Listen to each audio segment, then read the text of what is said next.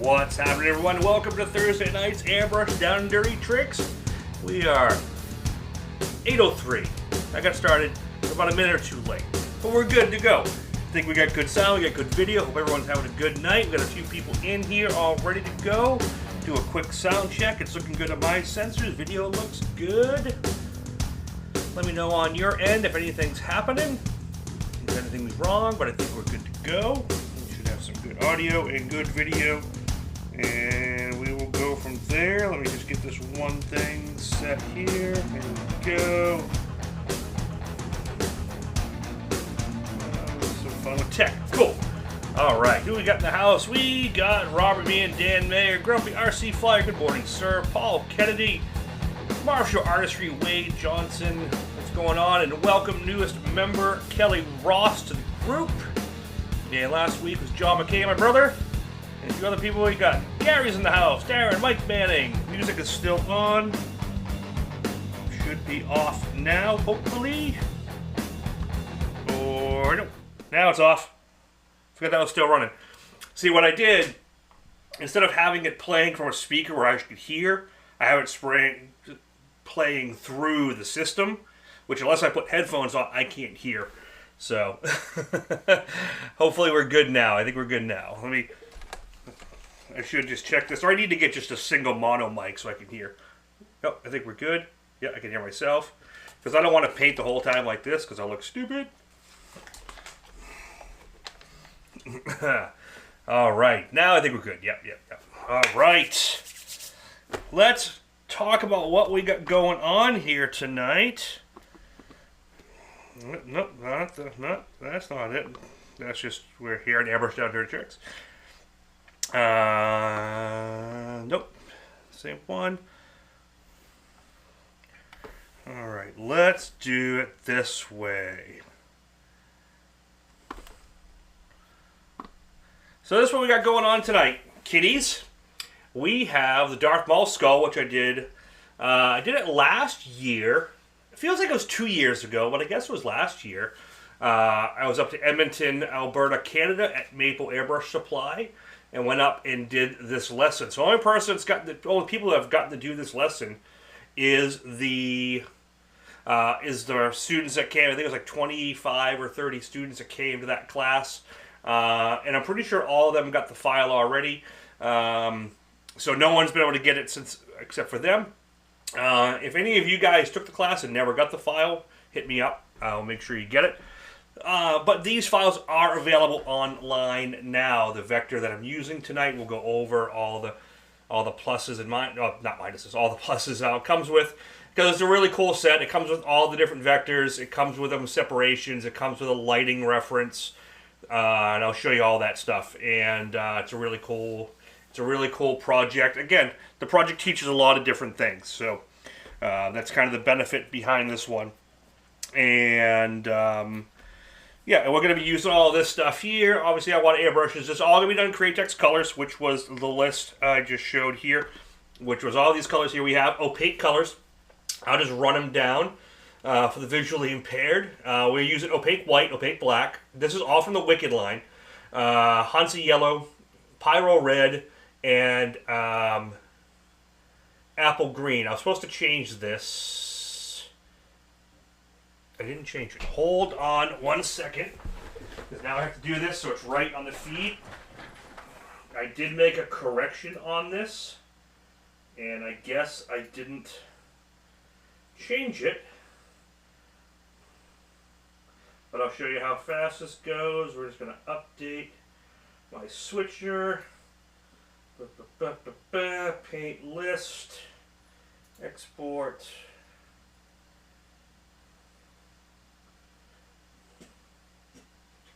Hold on. Oh, no. I put it in the wrong spot. Okay, that's why.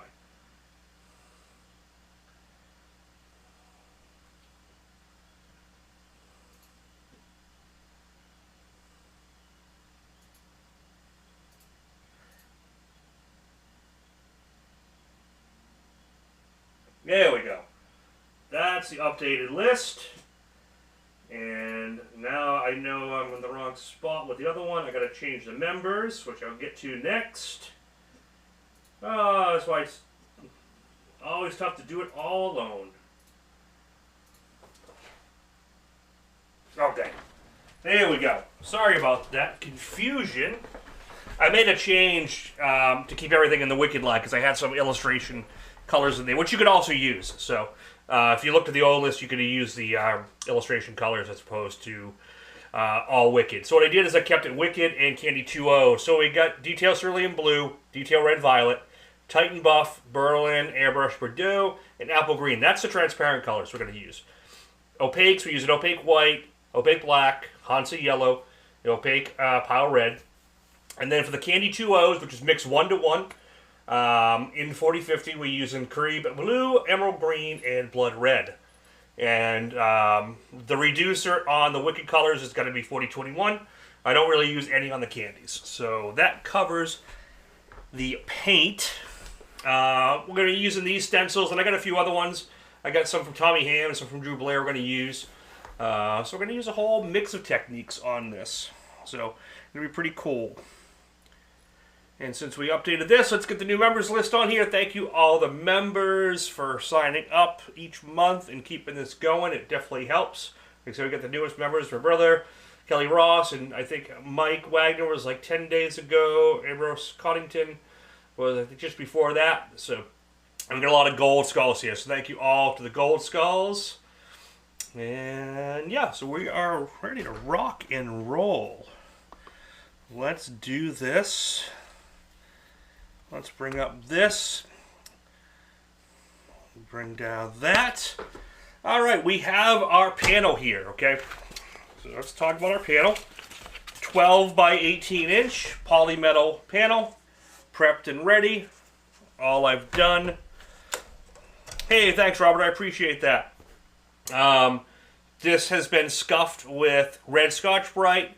I go one way, go the other. I did actually record this. I'll put a little test video. I'll put a little short up on how to get prepped and the paint mix and all that stuff.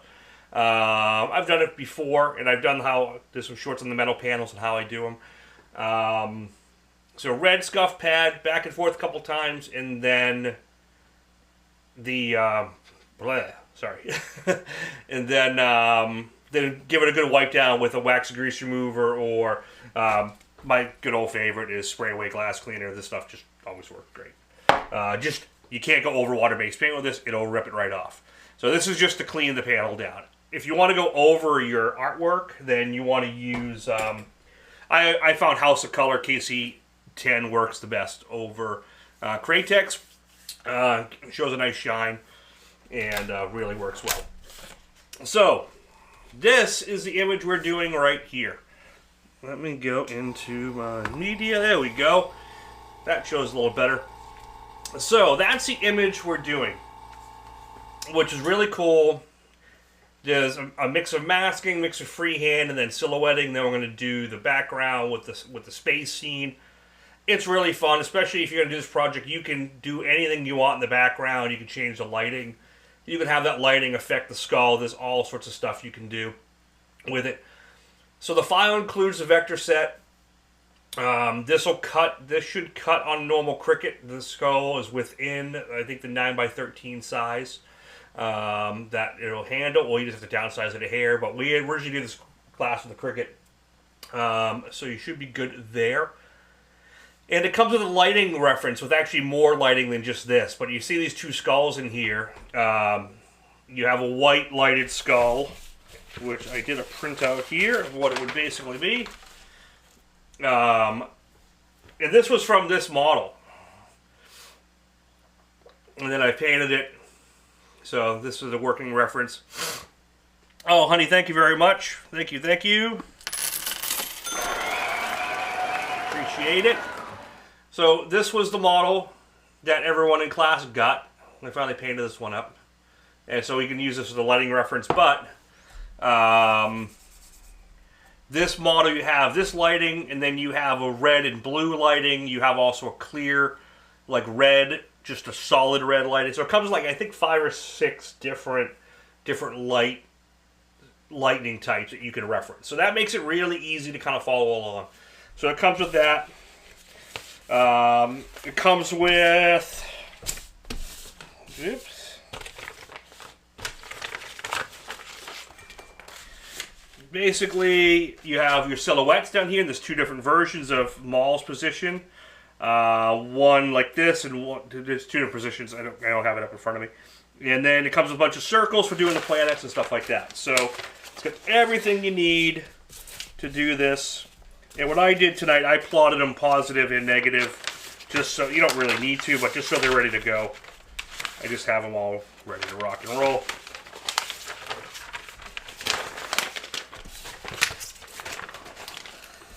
And like always, the paper cut is always lining up with the mask file itself.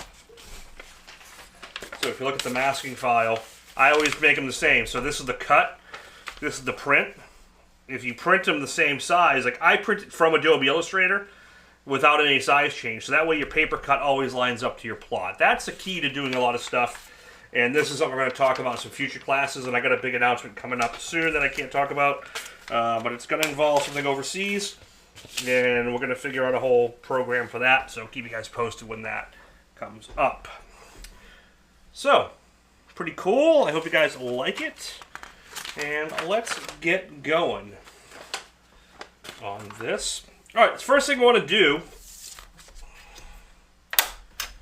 is we're going to lay the silhouettes down because they're black silhouette, so, and this is a black panel, so it's going to stay like that the whole time.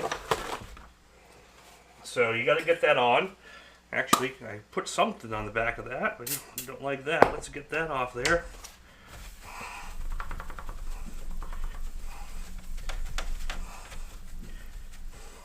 Gotta have a clean start. So one thing you don't want is grease or dirt, especially in your first layers, because everything's going to build on top of that. You gotta have a good foundation. All right. So let's talk about what I got here. We got my silhouettes. They're going to go right down the bottom in the center. And I cut it the same width as like what a cricket would be or a cameo because they don't run a full 24-inch or 18-inch. So that's about as wide as you can cut without sizing. I wanted these guys this size, and I'll just manually tape to the edge. So let's get that on there with a simple hinge technique. Actually, you know what? I don't even need it. I won't even do the hinge technique. We're just going to freehand this. Pull the mask off. Clear transfer tape. This is going right down the bottom, in the center. Just get it in place. This is not the normal way to do it, but there's one way to do it. Squeegee her down. And like always, this comes with everything in nice high-res JPEG or PNG. So if you don't have a plotter, you can print and work from this. I'm pretty sure, Robert, did I have you guys hand cut the skull and all the details, or did we plot it? I think I had you guys hand cut everything. We transfer taped and hand cut it as opposed to plotting it, if I remember right. Because you can do it either way. I think I put you through a little torture if I remember. I might not have, but I thought I did.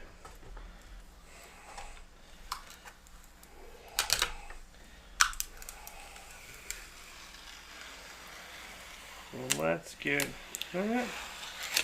And this is the classic. Well, classic if you know, like, Rebels and stuff, but this is where Obi-Wan Kenobi finally faces off against Darth Maul and kills him, which would have been like right before Star Wars, basically. But we're not going to get too deep into that. So, now what I'm going to do is I'm just going to continue this on with some tape. And you can change it up a little bit. You can bump it. Like, look, I can do like a little tear. We could just have it go up.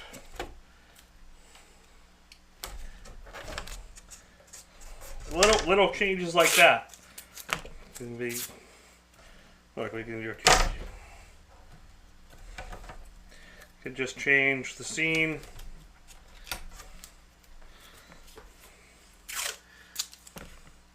Yeah.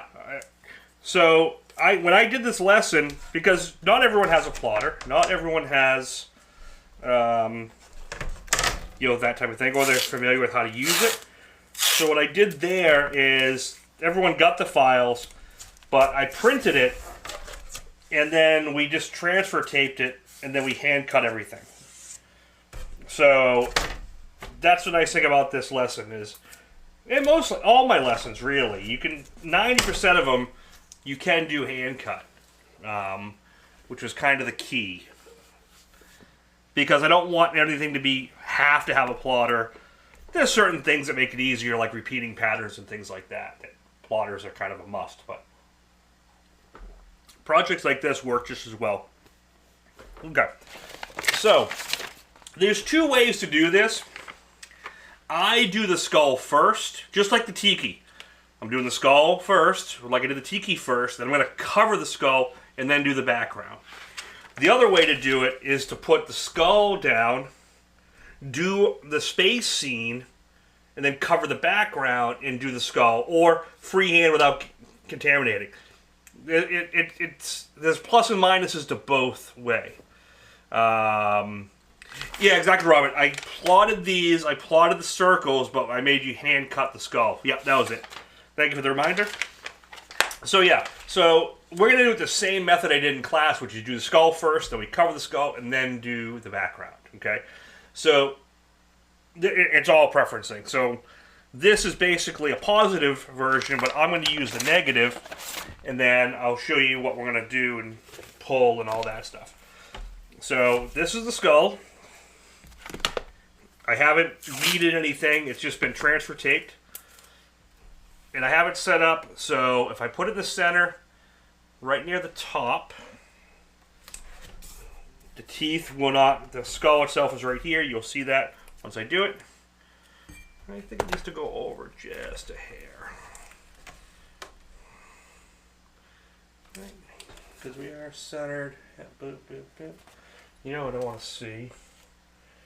I'm going to mark it. So there's the horn, and here's the other horn. Okay, yep. Okay, I'll put that up here. We'll go down just a hair. You can measure if you want. Yeah, it needs to go over just a bit.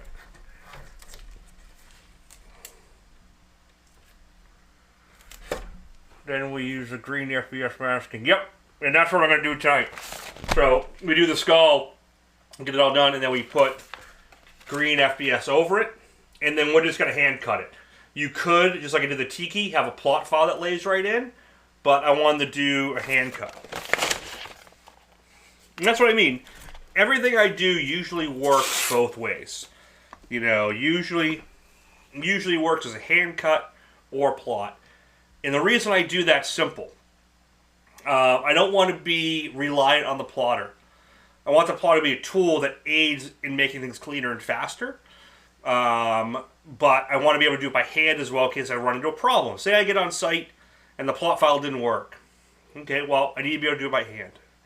Or vice versa. So I always keep in mind the how would I do this by hand, and how would I use the plot file to make it more efficient for me and make the job maybe cleaner, or not putting a knife to the surface of the metal. Because the benefit to using the plot file version versus what we did in class is, in the class we're putting the knife through the mask and then cutting through the mask onto the panel. So you get one shot, you cut once, that cut line is in the base coat technically. And if you do it too hard, you're not very experienced, you're going to cut through your base coat, through your primer, into your metal. And that can create problems down the road with paint swelling and heat, things like that. So using a plot file, it won't have that problem. And so, just stuff to consider. There's always a plus and minus to things. The minus usually a plotter is usually got people going, "Oh, you the plotter, you cheated because you didn't do it all freehand, or you didn't hand cut it." Yeah, but I got done in half the time. It's cleaner. There's no cut marks, and the customer's happy, and I'm already paid. So, you know, I usually tend not to worry too much about people like that, because they're out there. And No matter how you do it, someone's always got something to say.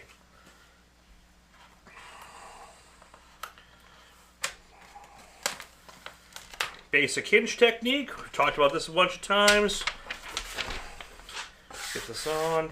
Let's go to the top down. There we go.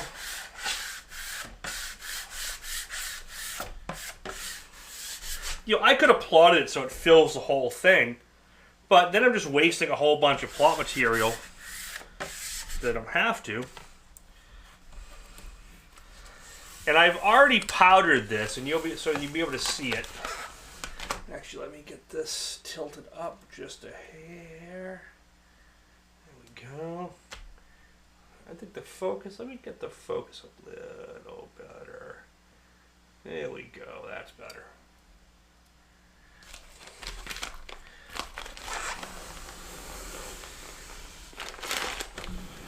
So you really can't see it well. I can see it, but I'm going to make it a little bit more visual for you.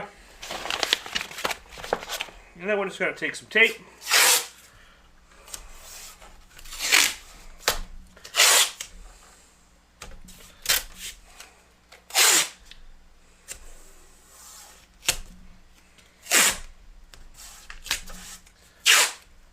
And we'll focus on the skulls. Because remember, I always work like background to foreground or vice versa, so there's always a process, basically a pipeline of how I like to do things. And I was talking with Kelly Ross earlier today, and we were talking about how he's learned a lot about how to sequence things and how to the order. And if any of you have done in manufacturing, order of operations is key. Okay, so you figure out order of operations. And the more you do it, then your systems come into play really, really nice. And you basically develop a system for doing it. Okay, so to be able to see your cut files, I still use the charcoal. Blue carpenter's chalk works great, but you can get charcoal. Rub that in.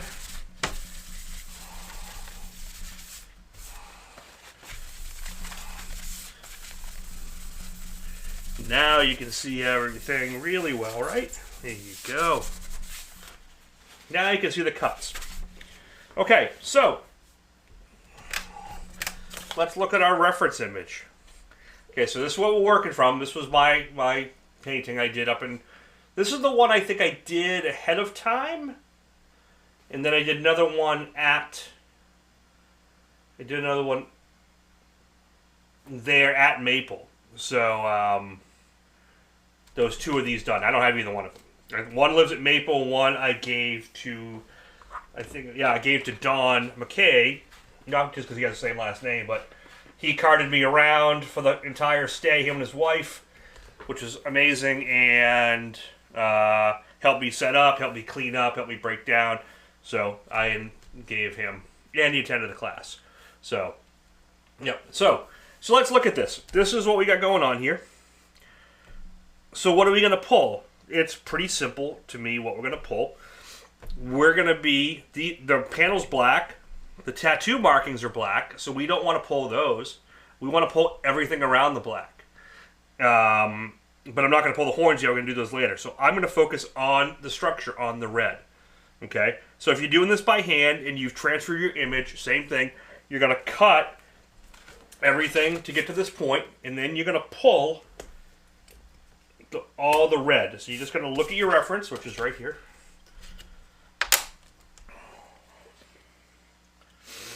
And I think I can do this. Give me 1 second.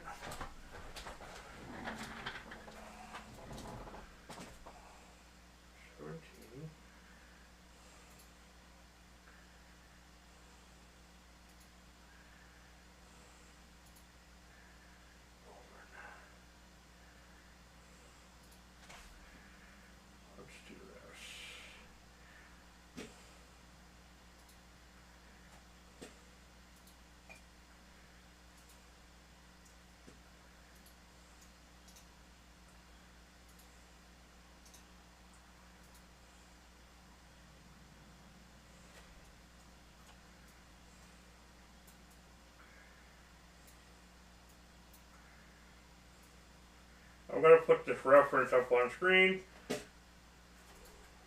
Sorry, I'm going to put this reference up on screen by laying it in. This is why it'd be nice to have a live producer here with me. There we go. I just had to switch the media, so now I can do that. Okay. So, Timothy John, what's happening, man? Thanks for popping in. Appreciate it. So we're going to pull all the red. So if I'm looking at my reference, and we'll pull the old paint by number talk. So these are staying. So we're pulling all this red. All here. Blah, blah, blah. All this is getting pulled. It's pretty actually simple once you start pulling.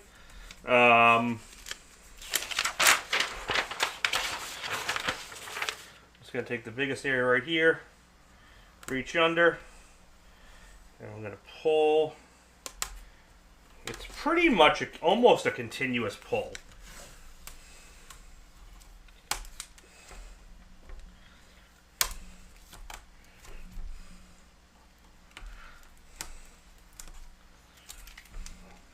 Almost. Got a little piece here.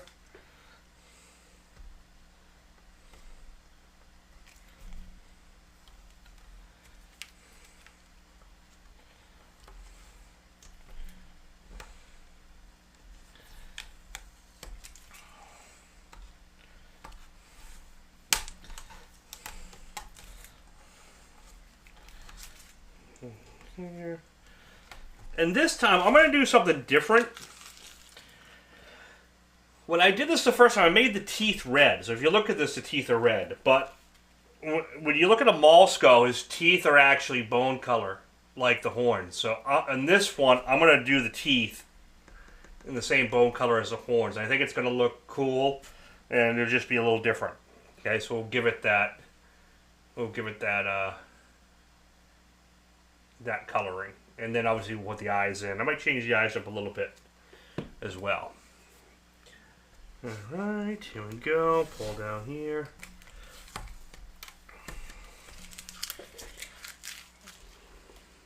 And that is pretty much it. So you pull all that. I'm going to pull that reference down so you don't see it anymore. And then I'm going to look everything over. See what I got here. Everything's pulled. I guess I'm going to leave the teeth.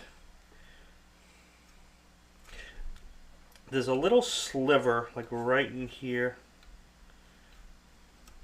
that you can do. You'll just have a little red here, because there's black on the teeth. Black here. This one got a little dirty. There we go, stick that down. Are you using standard colors, or did you mix and get custom? Nope, standard colors. I mix as I go.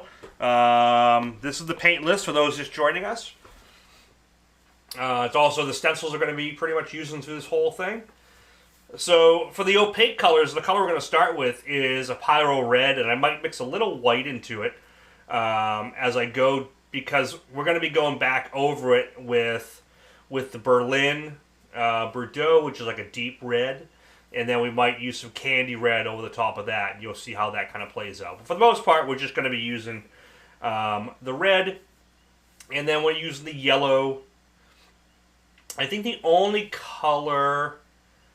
And no, I don't think I needed to. Because I think I made like a brownish red tone. Or like a burgundy for the bone and black. Yeah, no, I don't think I used any brown in it. So... Yep, so this is all the colors we're using in it. If anything changes, I'll update it. This will most likely be a two-part feed, so if anything tweaks, like if anything gets updated, it'll be updated before. But generally, this is what we're going to be using. That's a great question, honey. And then, a lot of the colors are for the space scene. He's pretty much black, red. The Titan buff is what I'm using for all the white. If you look at the white in the skull itself, I didn't use any pure white. The Titan buff goes nicely over the red without overpowering it like a pure white. The pure white's used for the bright background, and then it gets candied over. So yeah, let's get into it. I'm going to start with my Takumi Eclipse, I think. There's the guy here. Let's turn that off. Got my Takumi Eclipse. Let me get my colors out, because I didn't even grab them yet.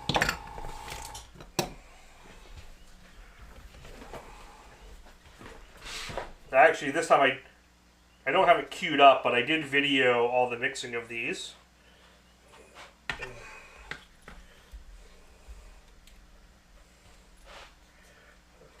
mixed up a little while ago.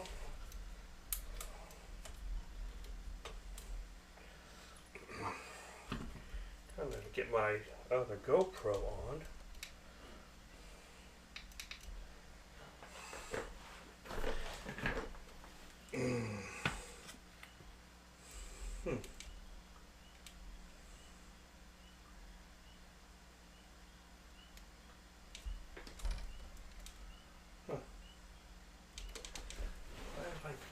Starting.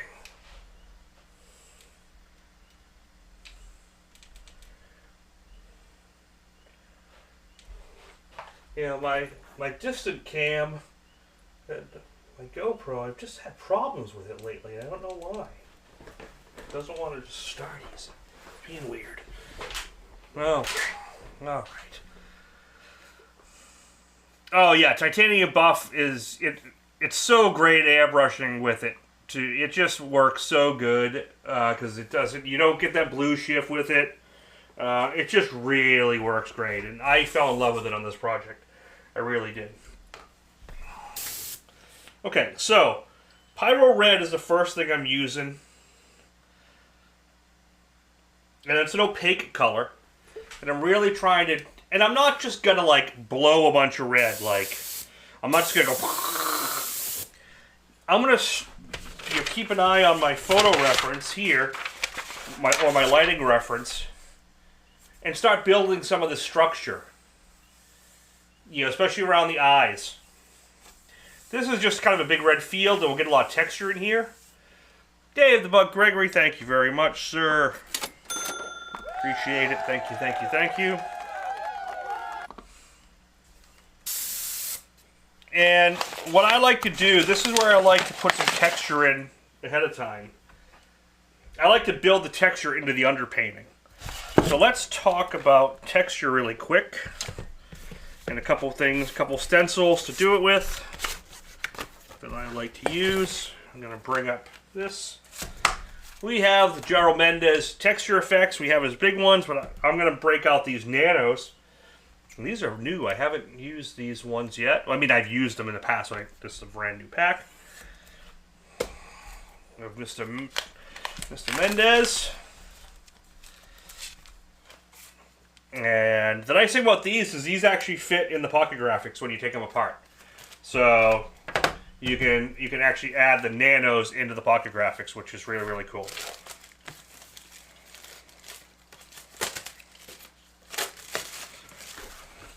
And you can leave it like that and just spray it. But the cool thing is these will pop out because there's just a couple little tabs. You can just here. And then you also have a little edge template, which is kind of nice.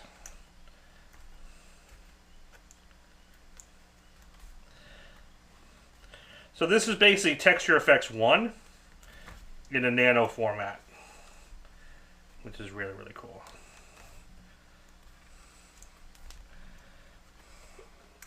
So it's 3 templates. You have number 1, number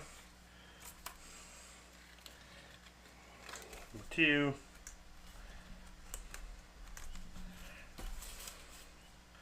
and then number 3.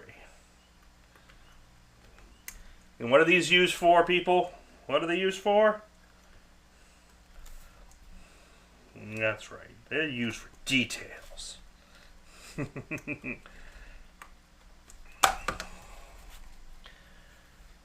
So those are the 3.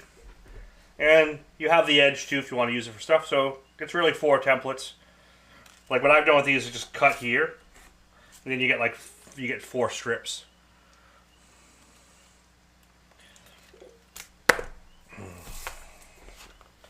Then let's talk about my colors here. We got our colors. This is color rack 1.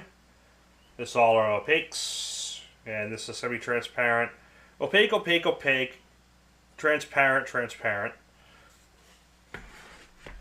And then we have our candies and more transparent. So these are our candies right here, and these are our transparents. Which is our Titan buff. Our Titan buff, I mean the Bordeaux, and this was the black.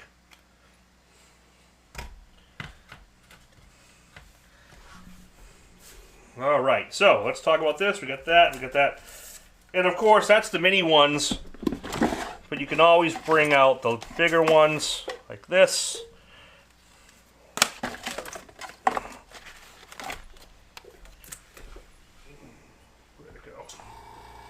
Well, the medium-sized ones, pieces. So we can use all sorts of pieces.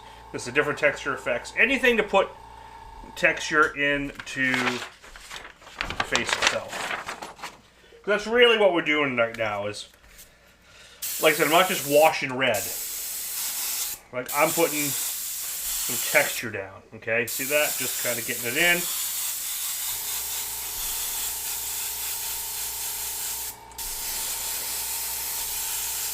We can use that, or we can use... The key to using the paper stencils here, these are coated. Some people complain, they're like, oh my god, they get saturated, they tear apart. Dude, if these are getting saturated and teared apart really quick, you're putting way too much paint down. You really just need a little bit here and there, and you spray it like medium wet, and it's not really a problem. And that's why you get like 3 of these. I need to brighten this one up a little bit here. Woo.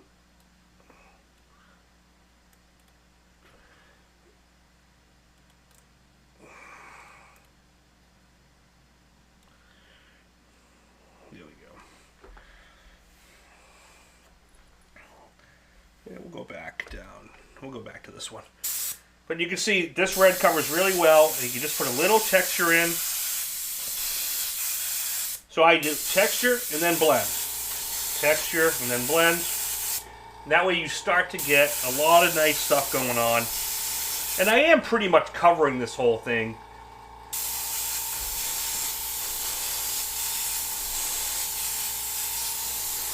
And by doing that, you're also giving the stencil a set to dry.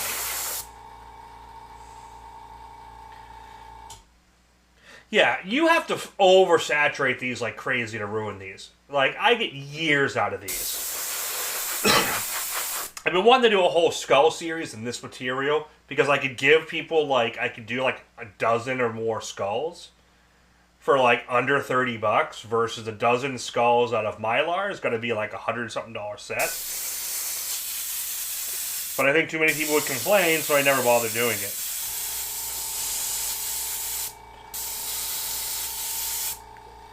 And so, yeah, just get the red structure. Obviously, I'm putting more in here.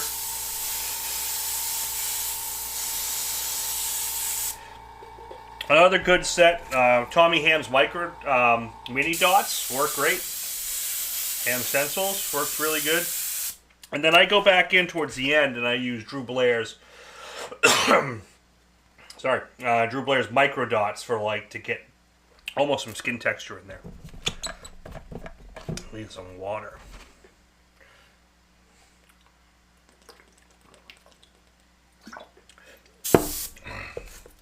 Like I said, I'm just trying to get a little texture in here and get the red in here so you get a full delineation from the mask. Because what I'm going to do is I'm going to add a little white into this red. I'm going to pink it up a little bit. That's fine because highlights aren't red. It's like doing a black dog portrait or like a panther or something like that. You know, you can't use you can't use bright white for the highlights and just black. You got to have midtones. So midtones of red will go more towards the pink, and then the darks will go more towards the maroon. But if you just do pure red and then darks, you're going to have no high spots. And if you do pure white, it's just going to be oversaturated really quick. And it's going to look super cartoony and just really not great.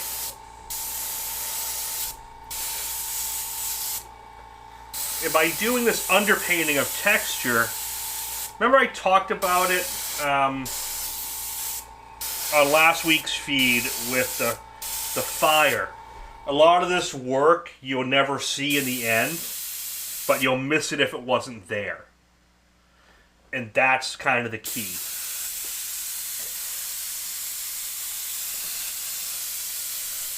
Like 80% of this might be fully covered up and gone, but it helped build the structure. And when you're doing semi-transparent paints, that overlay is what creates the depth, and that overlay will really help you. So you want to have that working for you, because if I go here, then brighten it up, and then take like a candy red over it, now I get a different wash. If any of you guys saw the skull video I did with the skulls or with black and gray, and that's another way to do this if you want to be like a candy head like I am sometimes. You could do all the tone in white, and then just candy apple red over it. I don't like doing that for like portrait stuff. I think it's too shiny, but for the skull work, it's great.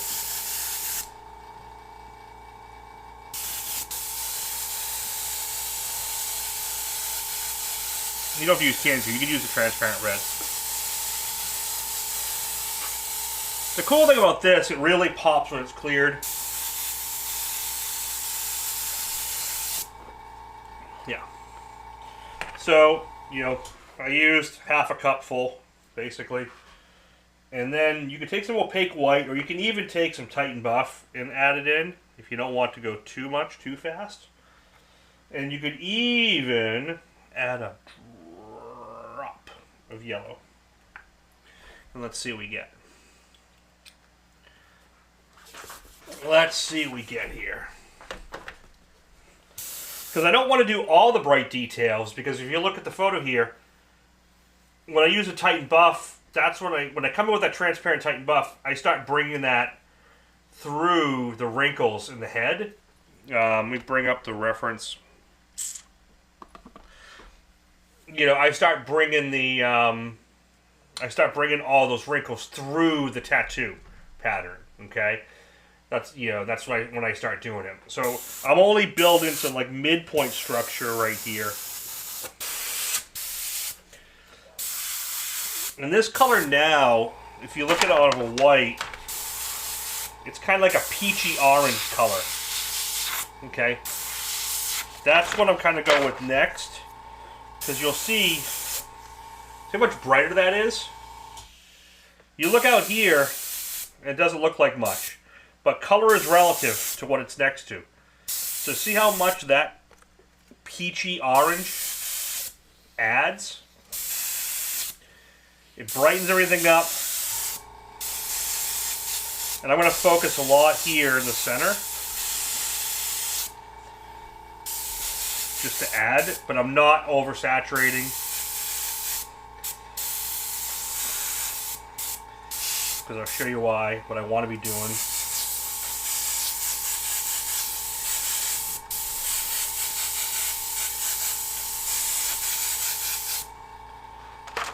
I want to start focusing. Now I can focus. Them textures make good ruffles if you do it right. Yeah.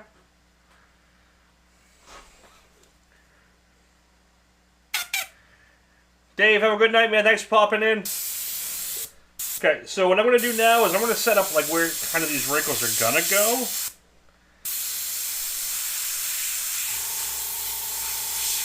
But they're going to be finalized when I actually bring the Titan Buff over it.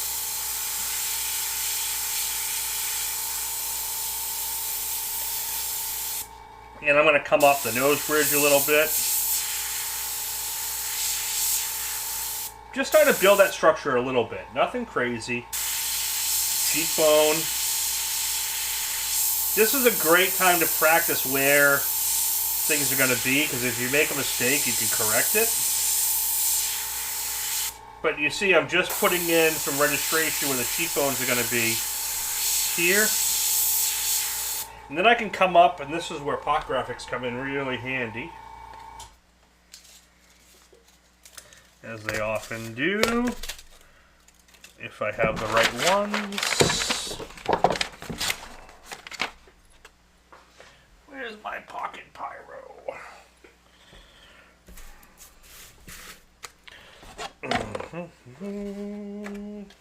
There he is.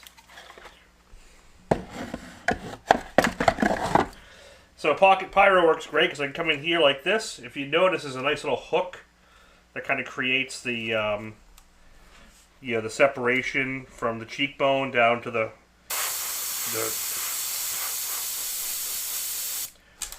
jaw, down to the front of the jaw, like the mandible. So you can kind of put that in right here, and I use this piece of Pocket Graphics so much just to delineate that. And then we come up here off the teeth. This is just underpainting structure right now. That's all it is. But it's a nice, freeing time to do it. It's fairly opaque. I can look here where the cheekbone kind of flares and like rolls on itself, and just get that in. Like I said, the Titan buff, when I follow it, I'm going to follow this and go right across once I pull the black area out.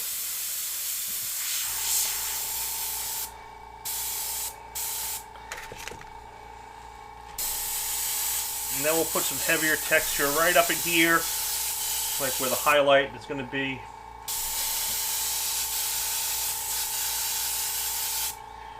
It's just going to look really, really cool. Yeah. And the cool thing is, the horns are really separated by the black. So I'm going to move into these actually next. Am I going to do that? Yeah, because what I do is I usually pull these off and then put them back.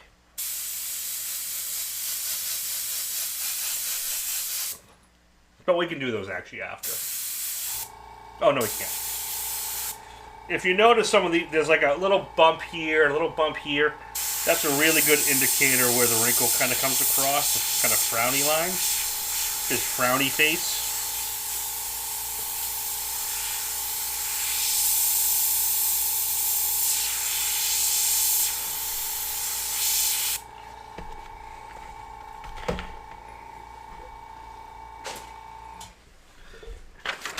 Alright, you can go back in and look at this and see what we got, because you'll see how this comes across like that. You can see how it pumps up right here. Let me turn that reference image off. You can see this bump, so we can follow that up. Kind of set it up right now. Same thing here on this side.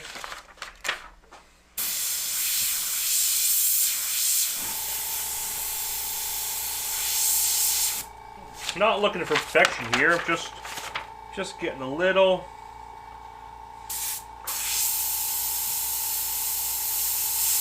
structure.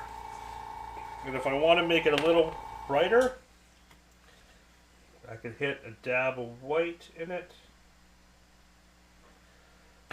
And maybe another dab of yellow. And I can even add a little reducer to that. Sorry, a little reducer. And we'll do one more pass. And this is really completing the underpainting.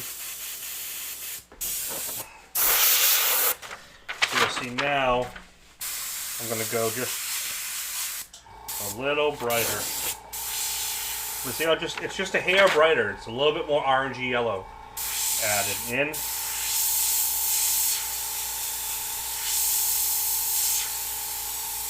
Kind of hard to see on camera, but it's just for some tone.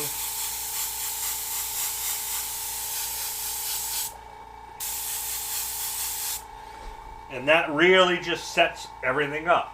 Remember, I am not going for photorealism. I'm going for like a stylized realism. This is the skull with the skin tone over it, which it really wouldn't have. So we're just kind of playing with the optics and having some fun with it. So I'm using the structure of what would be on Darth Maul's skin, but putting that into the skull itself. And kind of playing with those textures and mapping it the same way.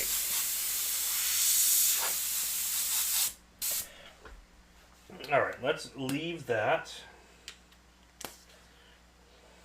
Actually, I don't need that color anymore. I'm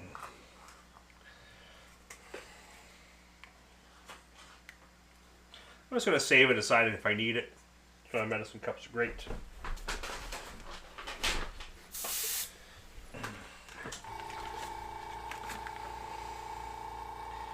Michael, have a good night. Thanks for popping in. I appreciate it.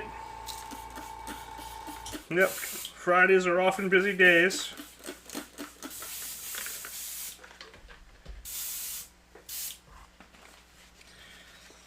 Hopefully I get it finished and have a good weekend.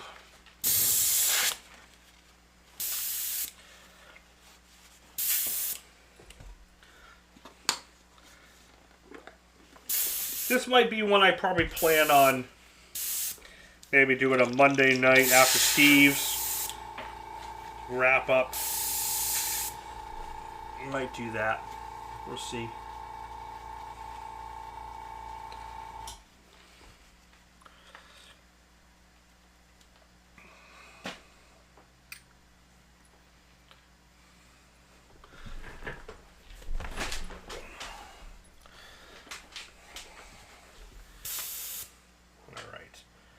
So, I'm going to pull the horns.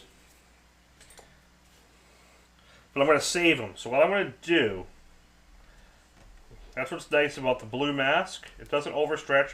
I can just kind of put it off to the side here like this. And then we'll go back in. Oop.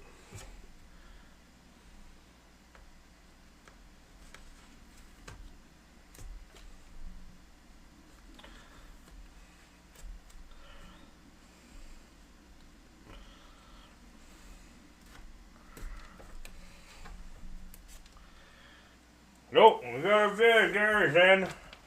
Thank you, sir.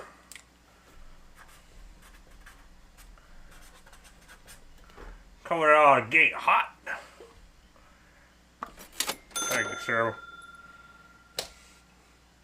This is going to be a good one.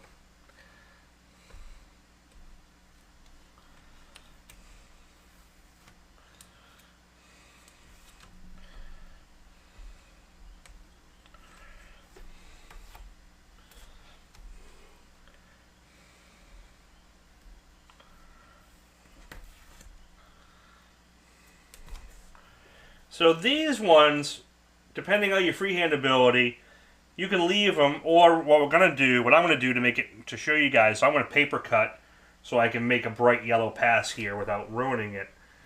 But I don't want to have to like replot and cover the red section back with the plot file and all that. There's no need for all that. If you didn't have candy, what would you suggest? Oh, so if you don't have candy, just like last week's when we were doing the fire, those same colors, I would use either illustration red or wicked transparent red. And then same thing with it. I would use a transparent yellow if I needed it. I would use the Caribbean blue, which I'm going to use that too. And then I would use, the only thing I would have to replace really, because I have a transparent green and a candy green, I have a transparent blue and a candy blue, and then I have a red and opaque red. I would just use illustration red or the wicked red from last week, which is 005. Because this color mixed with the Titan buff will give you everything you need without the candy. The candy is really not going to be used much on him at all. The candy is really to get a glow pop in the background. But you can do it without it. Just use a transparent. Okay. So, buttons. So this one, I should have had a little cut in here, but I'm going to show you how to do it with a paper cut, or you can just freehand it to make the horn look like it's popping straight out at you. But what I want to do now is I want to mix up like a cream color yellow.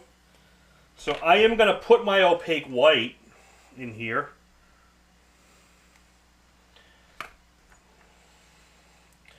And I'm going to put a little bit of yellow in it and make kind of a cream color.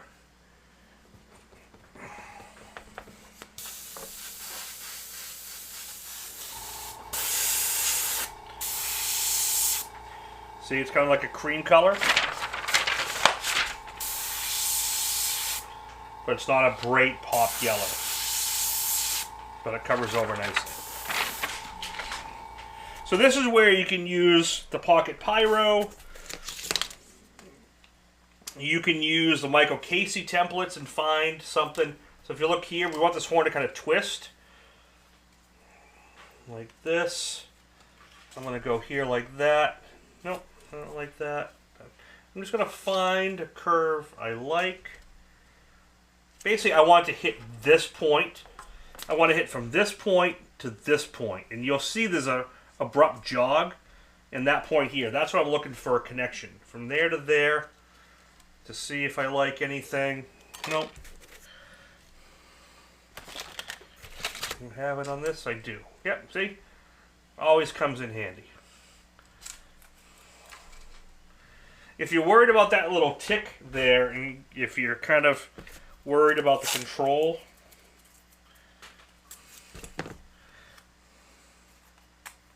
and we use, so, well, yeah, you should reduce it anyway. Yeah, I would over-reduce a little bit and kind of glaze coat it.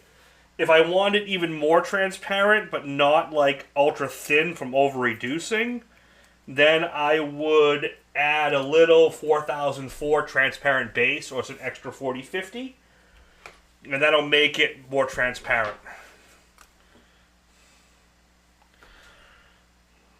Wait a minute, so I ordered Candy 2 Auto Air. That's fine. And I think I ordered the wrong kind. How would you order the wrong kind? If it'll look like it'll say Candy 2.0 like Auto Air on it. And then you mix that with the 4050. 1-to-1, which is, if you look at the labels look like that. Depending on if it's an old bottle, depending where you order it from, it might just say Candy 2.0 on it without Cratex colors above it or without auto air. Doesn't matter if you paint on canvas or metal or anything, it'll work on everything.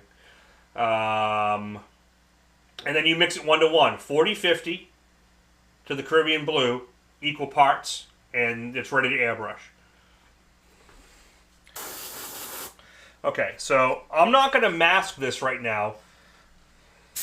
I'm just going to come across like this. I'm going to go this way with it. Yeah, see, I wanted to go that way. Polygraph's heading down like this. And I'm just going to hit the edge, just like that. Now that horn looks like it twists a little bit. And I'm just going to come in. This is pretty strong. I'm going to reduce this a little bit more. There's a fine line when you use an opaques between reducing for flow and then losing coverage. You kind of want a sweet spot, and that's something you play with a little bit. That's why I do like a 5% to 10% reduction first, and I adjust on the fly up and down from there.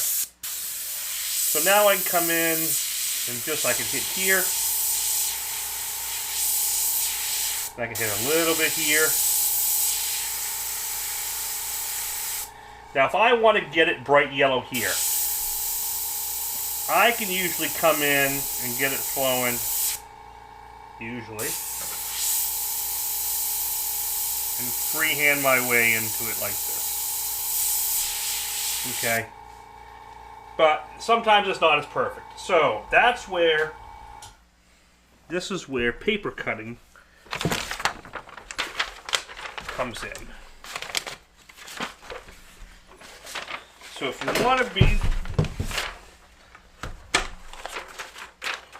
you want to keep it really crisp. Where's my, anytime, Brian. When you paint canvas, do you gesso it first? Or do you just paint straight on the raw canvas? or do you buy the pre-gessoed? All right, so what I'm going to do is I'm going to follow my cut. That's my good blade.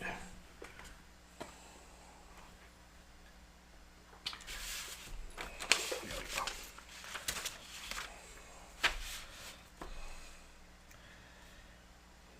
So I'm just going to do this. I'm going to follow this because I can use this later.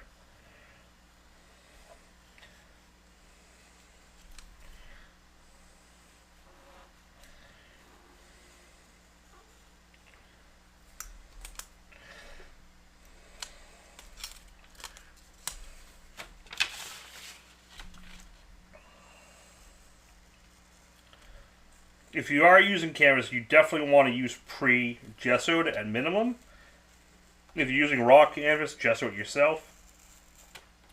Even if I get the pre-gessoed stuff, I usually kind of scuff it with a red Scotch-Brite. And I usually either re-gesso it, or I'll even use like Createx, like Autoborn Sealer, or something like that. Yeah, they have a gesso coating on it, but it's really kind of minimum. So realistically, what I recommend is getting either gesso and putting it on. Because what gesso is going to do... Hold on a second. What gesso is going to do, it's going to fill in that texture a little bit more and make the canvas a little bit smoother.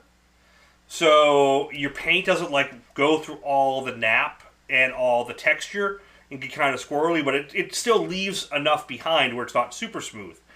Like, I know guys that'll gesso a canvas 3 or 4 times, and they'll like sand it in between coats with like 400, to the point where it's like the canvas is as smooth as illustration board. I wouldn't go that nuts. At that point, just use illustration board.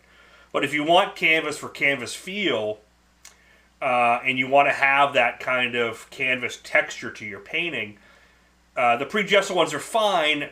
And there are different levels between the lower end and the premium. The premium will usually have a thicker gesso and it'll usually have a thicker frame. But I would definitely at least do one gesso coat on top of it. And what a lot of people do is you can tint your gesso coat with a little like warm or cool blue and have it kind of tone to your paint job. So, yeah, polymetal panels are easy to find. You can order them online if you need to. And I was saying last week, either find a science supply shop or a metal supplier. There's a metal supplier somewhere in your county, in your area, that you can get polymetal from, or something to that effect. Or you can just get aluminum sheets. A sheet of aluminum that's pre-paint, that's pre-coated white or black color. It's sign aluminum, 040, 080, things like that. So, yeah. And the other thing, too, is you can get the wood canvases, and if you follow Steve Leahy at all, he uses the, I forget what the panels are called. Is Steve here? No, I don't think. Or if Tim's here, Tim might have some recommendations on different illustration boards or harder panels you can use, and go from there. Okay, back to what we're doing. Okay, so I'm cutting both of these out, and this is what I'm going to do here. I'm going to cut right about here, this little mark on when you print this out. Basically cut here like this, and go like that.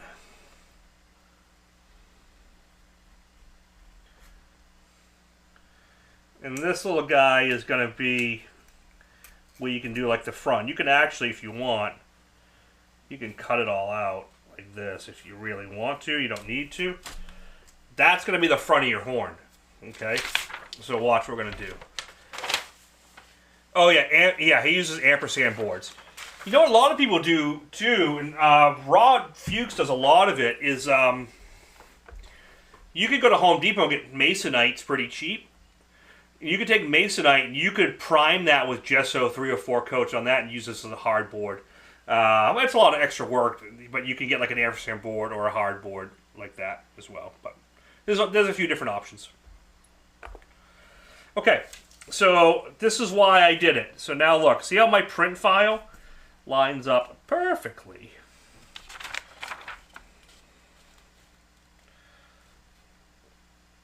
perfectly with that. So now, instead of doing multiple plots, now I can do this. And I can hit that horn.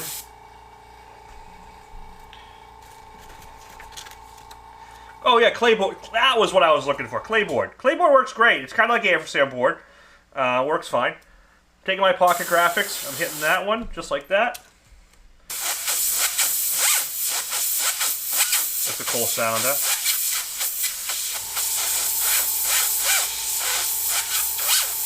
But just nice dagger strokes. And it kind of gives it that horn feel. Really simple. And now watch. This one, dagger stroke soft down like this. Just hit to the edge.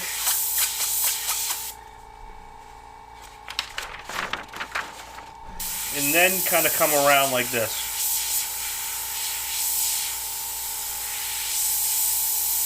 And do more along the base.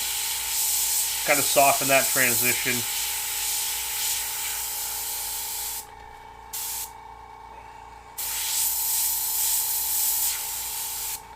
And it'll look pretty cool.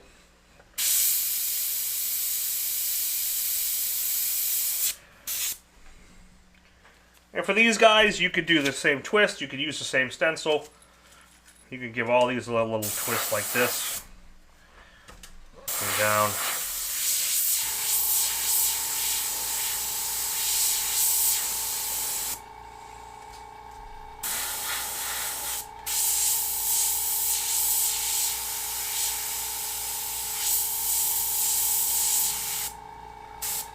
Or you could just do nice, just simple dagger strokes. And we can go back in later with a template. Oh, this is what's going to be different from the first time. I got to do the teeth this color.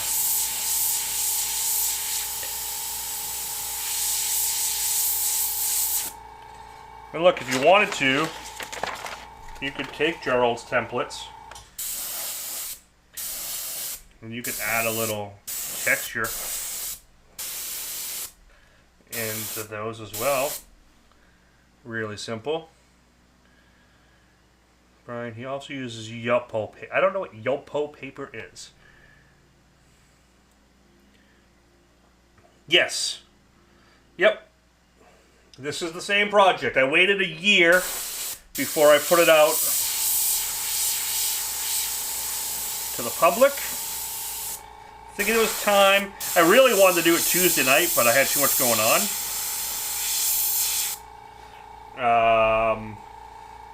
Because Tuesday was the 6th, so it was, May the 4th, which is May the 4th be with you, May the Force be with you. And then you have May the 6th, which is the Sith. So. Okay, so with these horns,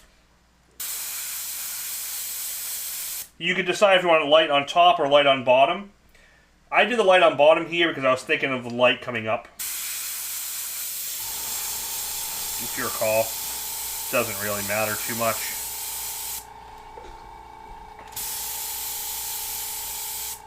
So it's really simple. Now let's get all the teeth.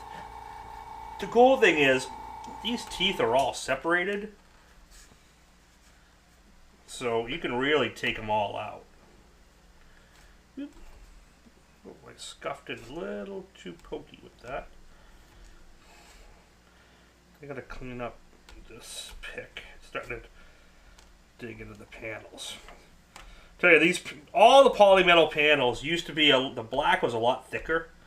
You could get away with picking without leaving a little silver mark, but they are a lot thinner than they used to be. But it is what it is. Alright, so there's all the teeth. So this time, because when I did them here, I did them red. This time I'm not going to do that. Oh yeah, Dick Blick, you can get them at.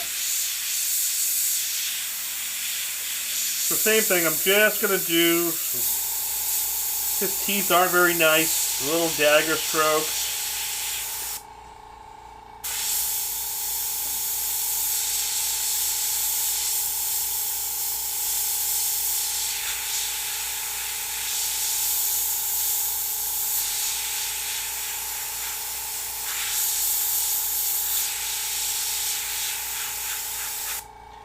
I see, I'm just saving everything as I go.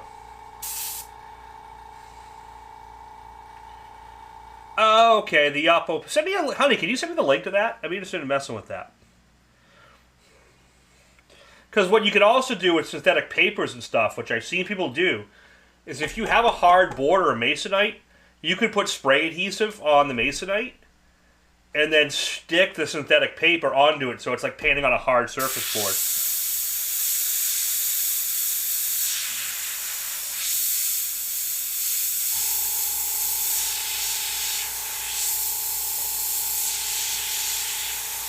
Basically turns it into like a hard backed illustration.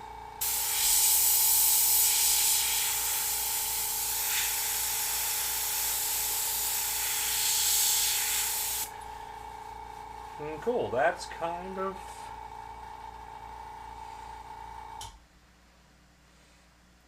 What's happening, man? Mr. Powers in the house, thank you for popping in really quick. Can't accept cheaper, yeah. Yep. Thanks for popping in, my friend. Alright, now we can pull... You're pulling everything, but you're not pulling... There's two shapes. Is this one? Because this is actually where the cheekbone wraps around to the temple. And this, you're going to see space through it on both sides. So that one doesn't remove. Okay? Everything else can remove.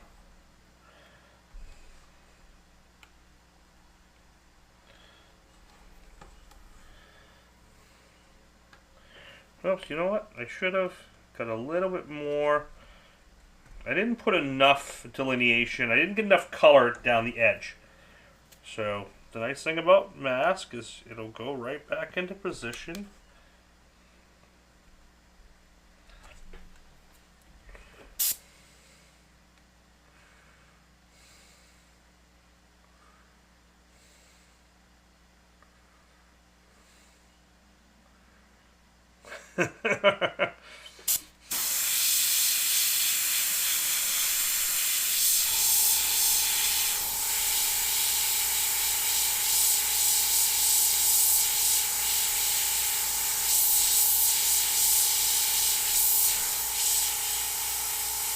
I'm just trying to get that separation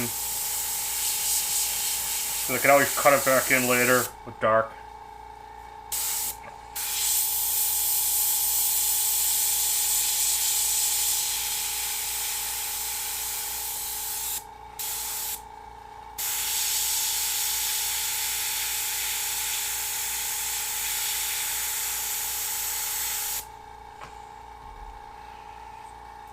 So you could go in and you could do more detailing here. I do it at the end. I do appreciate the quote, sir. Well played, sir. Well played.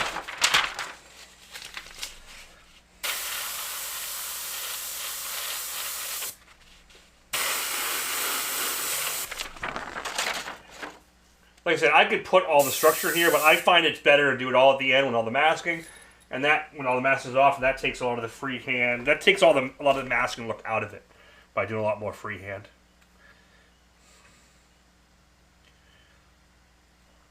Hey, Marshall, welcome back.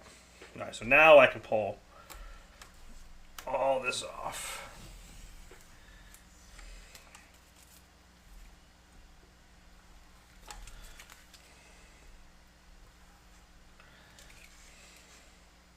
Remember, I'm not pulling that. Pulling everything else.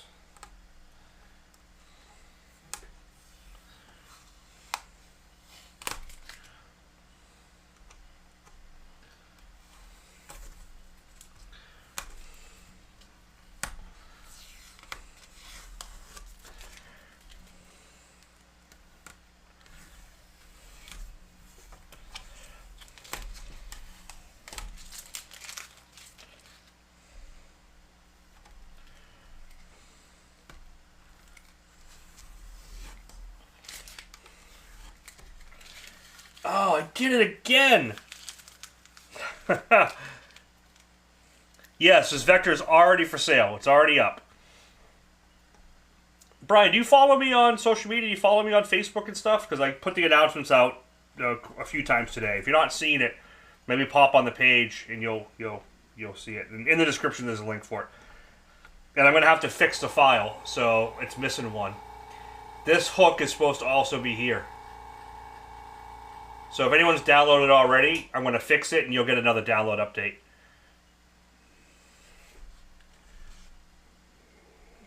Or you can just do it by hand. There's ways to do it by hand too. Like, it should go like this and be the same one. So I will fix that. And I will show you a couple of different ways to do it.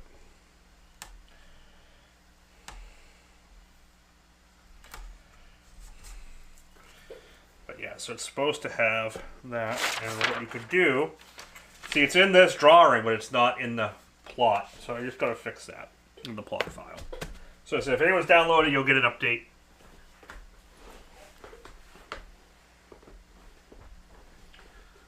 Where is my coconut?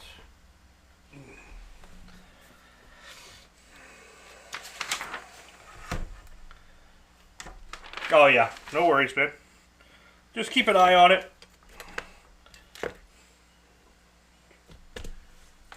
So what I'm going to do, just to keep it easy, is watch. I'm going to hand cut this. That's why, like I said, if you have to rely on just a plot file, you can back yourself into a corner. Because if you don't know how to use a blade and hand cut it, you'd have to stop what you're doing, go to the computer, cut it out, blah, blah, blah. And if you're on site working a job and you don't have your plot file, what are you going to do then? So it's always good to know every way possible. So what I'm going to do is I'm going to stick this on right where it just was, and that's going to line up right there.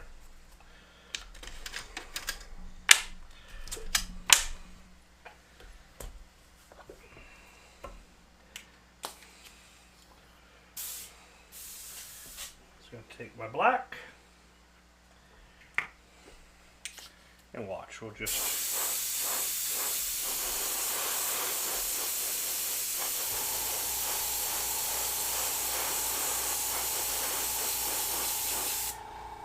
Actually, maybe I won't fix the file, and you have to do this as part of your learning lesson. I'll put it as a repair file. Because if you follow along, you'll know what you missed, and that's how you fix it. Because now when I pull this up, easy peasy. So that's because I know how to do it by hand as well as by plot, so you have both options. Okay?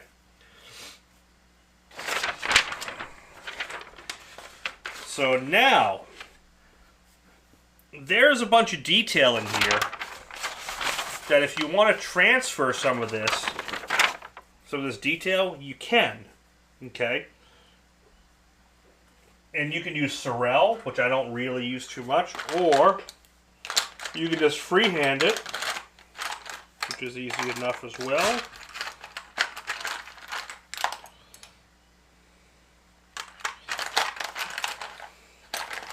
Or you find your super soft lead pencil, which is eluding me at the moment.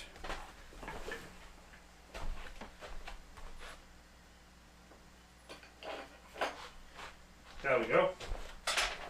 So make a piece of transfer paper.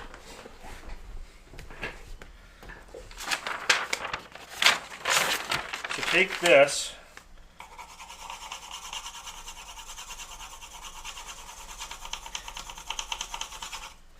Again, this is just so you can get it in position.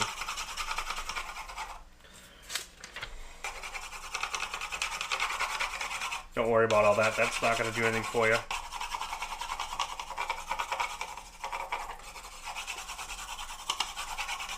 So basically, I'm just making a quick transfer paper so I can kind of sketch in some of this eye detail. And watch. You'll be able to see it. I'm going to go here.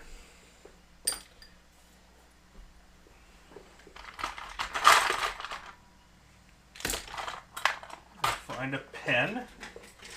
This pens work best for this. Or a really sharp pencil, That's all you got. Which might be all I have. Oh no, here we go. Nope.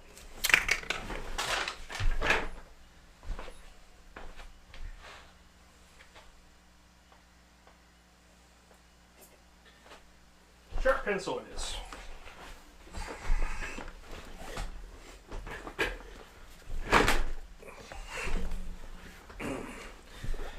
So take this, and now you can actually draw, like I want to sketch like where my eye is going to be. So you can put any eye type you want.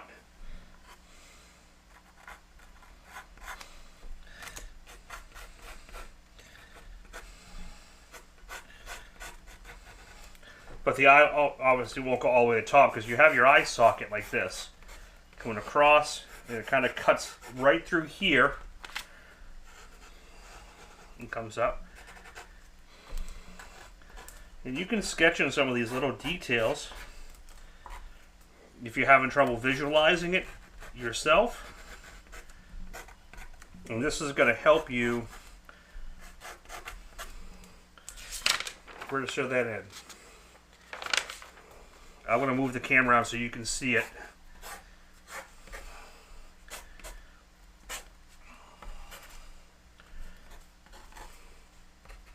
It's hard to see at this angle, but I can see it. Let me switch to, let's see if this camera can do it. No, let me go back. I'll lift this up. See it? There you go. See how that pencil lead transfers? That's why I don't use Sorel, because Sorel would be really overpowering. But the pencil leads through and just leaves a nice like imprint of where you can put it.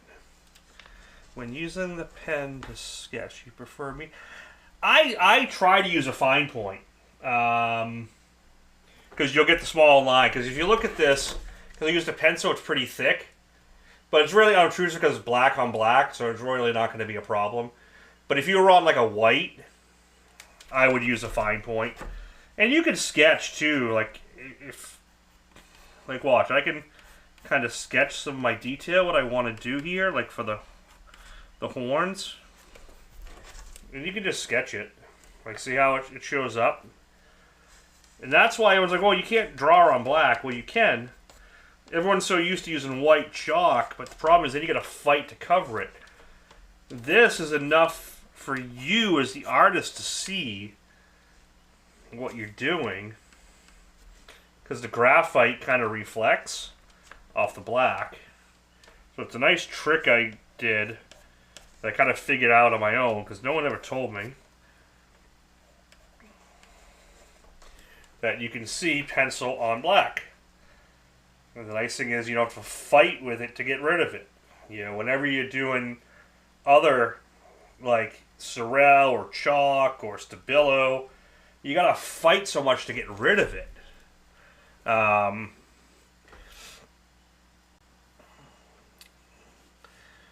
Do you still have the 3D model? Yeah, I do. So I showed it earlier.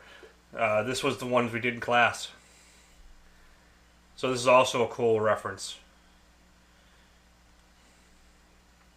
I forget where I found this. It was a free download off like one of the download sites, like Thingiverse or Cults 3D or something like that. Is where I found it, and it's really, really cool.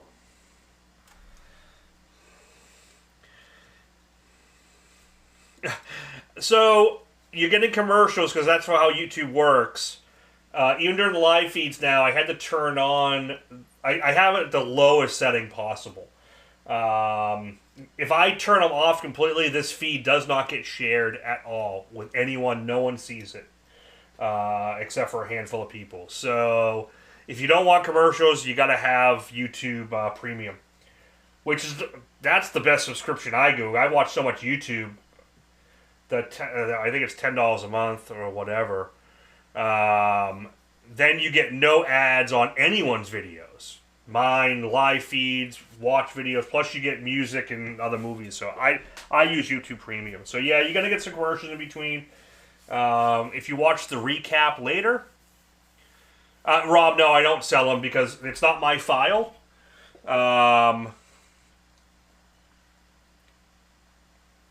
So no, I don't sell them, but you can find these. You can find a Darth Maul skull. You can find a bunch of them online if you have a 3D printer. You can print it or have someone print it. Because this model is what the same thing I used for this. It's the same model. It's the same 3D model.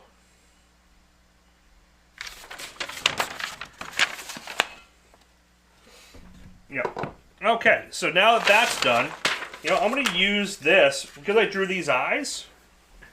Let's hand cut those out.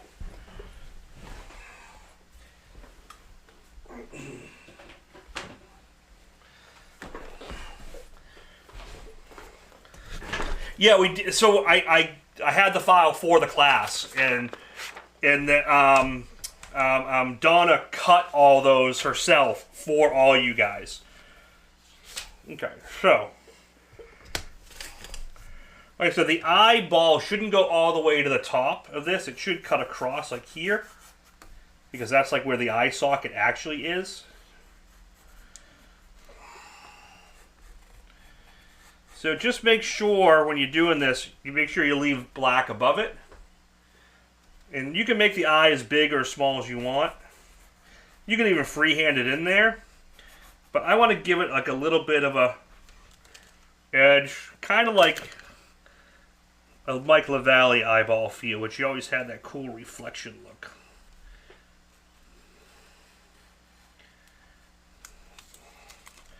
You know what, I usually, whenever I cut something like this, I save both halves.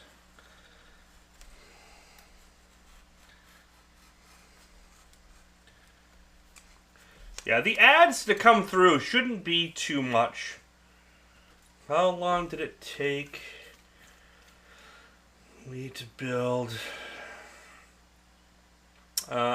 So it has taken me since COVID, because basically what I did is I started with my phone and a couple GoPros, and then I got a Mevo camera, and then I outgrew that, and then I wanted more than one camera, and I slowly upgraded year after year as the channel's grown and as the support's grown. It's never ending.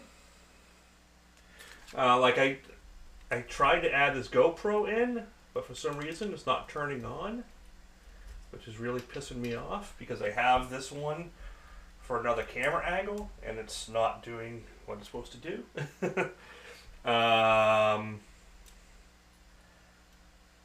What am I looking to next? I really got to do a walk around at some point with you guys so you can see everything, but just haven't done it. The next thing I'm looking for, actually... Yeah, so the next thing I'm looking at getting soon is like a remote control, basically, for my lenses. So I don't have to manually go up here and fiddle like this. They have like a remote that can go on that'll actually... These camera lenses are glass lenses, manual lenses. So they make a device where I can have these dials or like a joystick that I can zoom in and out and pan and zoom remotely, or have someone do it for me. So I don't mind GoPros, but this one, for some reason, I keep having some weird glitchy issues with. And I might have to do like a reset. Like, I like GoPros for what they are, but yeah, I don't know. But yeah, so that's why I'm looking at getting these. Small Rig makes them, and they basically, it's a slide rail and it hooks to the lenses so I can remotely zoom in and out as I do it. Or I might get one of those, like, ones that pivot head so the camera can be remotely controlled and pivoted. Things like that. I don't know. Okay, so this actually should be bright yellow. Like, GoPros are really, I mean, I got them because I like to use them for certain things. So they're great when you go on the road and you get a really big, wide 4K shot you can edit, and they are really good for that. They do great time lapse. They do great action stuff. So I do have them for those reasons, but they are not a good live feed streaming camera. That's not what they're for. I got it as my camera 4, just because it's better than the little other one I had. Thanks, Brian. I appreciate that.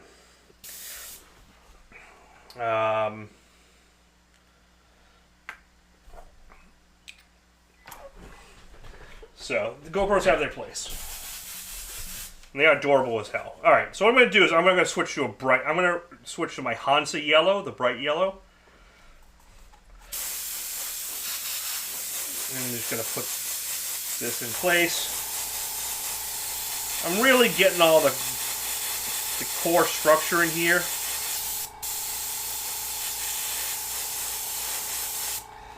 So like I said, most of the mask is off.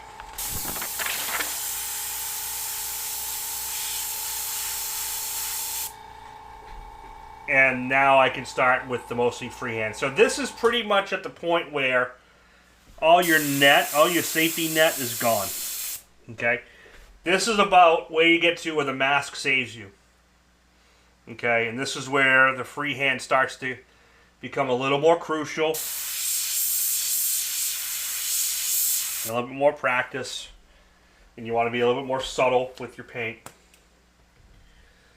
And this is where I go in with the Titan buff color.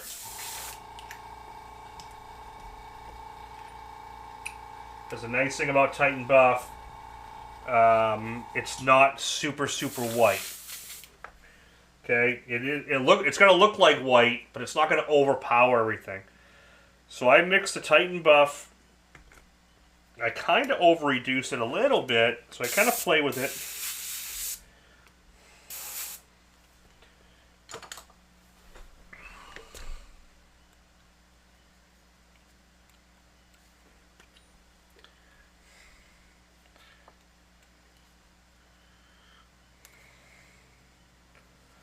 Like, I loved my Mevo camera when I had it years back, but it was too locked out. Like, you had to be in the Mevo ecosystem and Vimeo, and you had to do all this stuff, and got sick of it. Yeah. And you couldn't do it, you couldn't hook it to anything else, so. Have you ever done the flashlight under the chin image? I don't know. Yeah, so you basically uplight everything. Yeah, and that, I've done it, and you want to use a good photo reference for that till you're really comfortable. Like, I'll be doing some of this red uplight under here. It just depends how much you want to play with it. So if you look at the reference image to the left, the skull is lit blue on one side, red on the other, and that's a underlight. So that's coming from down below, not as extreme. But that's basically like the feel. So if we want to put a blue light source on this side, like coming from the Obi-Wan side and more the red, this is the one you would use for the light, and it would blue up like that. And I might try to play with that a little bit more this time. So you see, this paint's really thin, but it does cover over, but it doesn't blue shift on the black. It won't blue shift on the black as much. But you want it really thin, and you want it soft, and I'm going to... This is where the fun begins. So I'm going to look at this photo reference here, and see this is the strong part right here. It's all strength under here, because it is kind of an uplight, okay? The light source, if it was a down light source, this would be the highlight area, this whole area. But notice I'm lighting here. Okay, to really focus on the eyes and the chin. Got sweet chin music. So I'm going to come across like this. And I'm going to thin it even more. This is where you got to be careful. Thinning it maybe drop the pressure a little bit and just get it right. I want to do a half skull. Ice, I'm not sure how to do it. So it's tricky. When you do like half and half like I'm showing you, it's tricky. Because you got to keep your shadows you got to keep your shadows in place. Really focus. This is what I'm going to tell you. If you do not understand how to paint a normal top-down light source really well, understand it like almost inside and out, I'm kind of going to urge you not to do a bottom-up lighting because it's just going to fucking frustrate you. This is kind of going to get you along the way because it is a subtle uplight. But on your own, without reference, top-down, stick with top-down till you're really comfortable with it is my opinion. But, you know, just play around a little bit with it. Okay, so what I'm going to do now, because remember, I'm going to cut back in with candy reds, or in transparent reds, so I can be a little bright in here. But notice I'm not really getting a blue shift. And that's what's nice about this color, this Titan buff. I can come around and I can hit this cheekbone highlight. See how it goes nicely there and nicely there? If this was pure white, and I don't want to show you because I don't want to ruin this painting. If I use pure white, it would be super white and blue shift over black. So if I used this color white, it would be very white over the red, and it would be a blue shift over the black. But Titan buff is thinner, and it's more of like a creamy color. If you see them next to each other, see how much different it is? But it's got that orangey hit, which is the opposite of blue, so that's what gives you, cancels out the blue shift. That's what's nice about the Titan buff. So, Brian, I'm not saying don't do it, but just understand that it's trickier than it appears, but it's easy to do once you've understood normal. But this is an uplight. And if you do get this download, like if you look at that skull, you could do that. Oh, you know what it is? You know what you could do? I know this is off a tangent for anyone watching, but I showed everyone this app a couple weeks ago. So in Procreate, they have a really good skull app here that you can download, and you can like turn off the robe. Okay, so it's just a skull, see? Right? Just a skull. I'll make it easy. I'm going to turn off the lower jaw completely, so it's just the top. Okay, see that? This was really cool about this, because then you can go in and I think it's, where is it? Where is the way? Oops. Oh, I moved the map around. Oops. There we go. Trying to find how to get rid of the lighting. There's a way I can go in. Saturation color. Oh, edit lighting environment. So watch. So this is cool because I can change the saturation and the intensity, and I can make a red, right? And I can move this all the way down.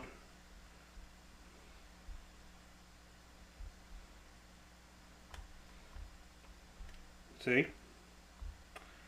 So that's what's really, really cool about this program. And then I can make this one blue, oversaturate.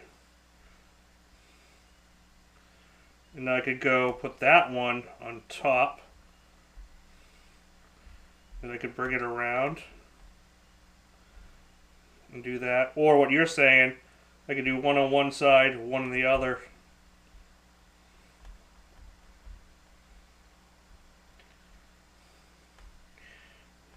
And you could change like the exposure. You can do different backgrounds.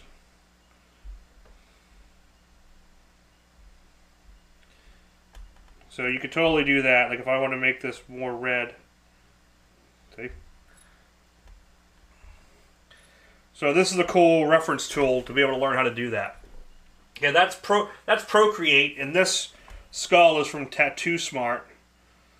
And then you can add other lightings, you can change the way the lighting works, and do all sorts of stuff with it. See what I mean? It's pretty wild. And if I wanted to change this light to green, I can go to green. So that's something I recommend playing with.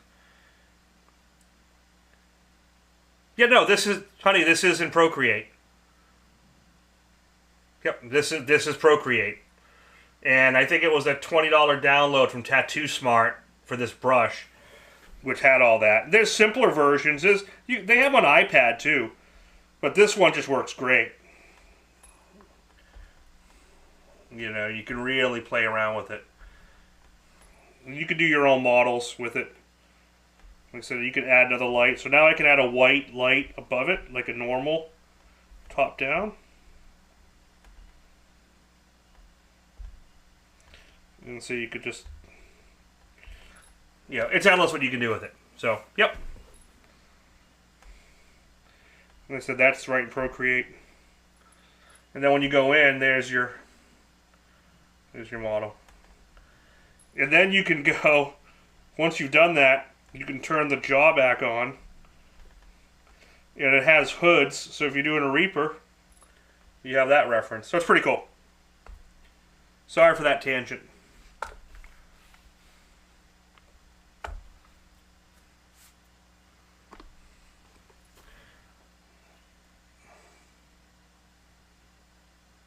It's saved my walk-in days. Oh my god, Procreate? Yeah, and Tattoo Smart just has such great stuff. I'm looking for a non-Apple version. Oh, actually, there is one on PC.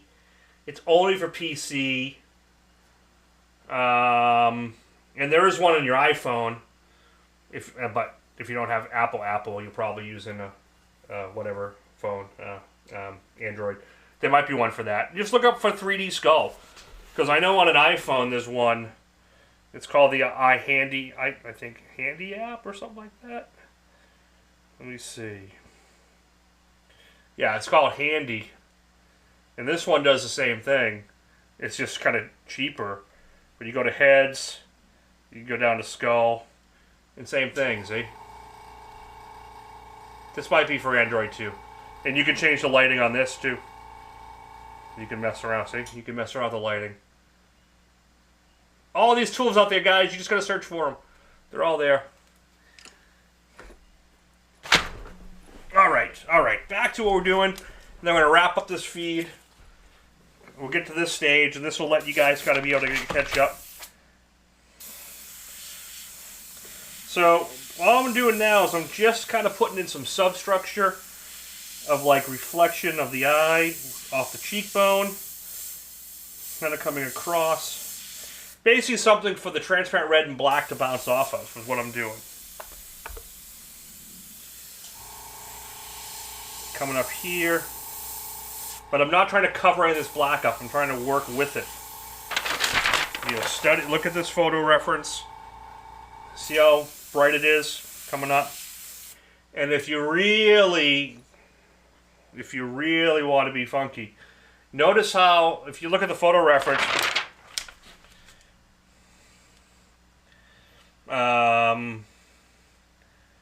GIMP is free. Photoshop, yeah, no, GIMP is great for Photoshop stuff like that, for alternate. But for the 3D models that you can rotate, there's a bunch of free stuff out there you can freaking use. Yeah, no, iPhones are good phones. Other ones are shit. Sorry. But if you look at the tattoos, the black hair are raised. And because we're uplighting, see how it's actually catching the edge of a raised light? So, if you're not comfortable freehand, you could cut your stencil and do it.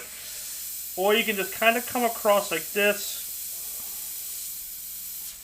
and just put a little bit of reference on the lower. See what I mean? Now it gives it that bump feel.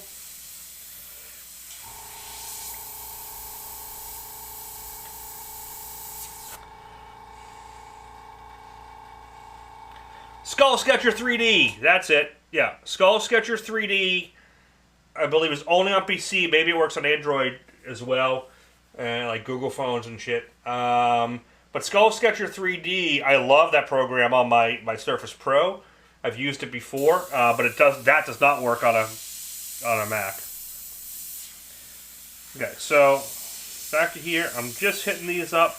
And what I'm going to do tonight is I'm going to get it to this stage, and then I'll do all the final carving. He started it.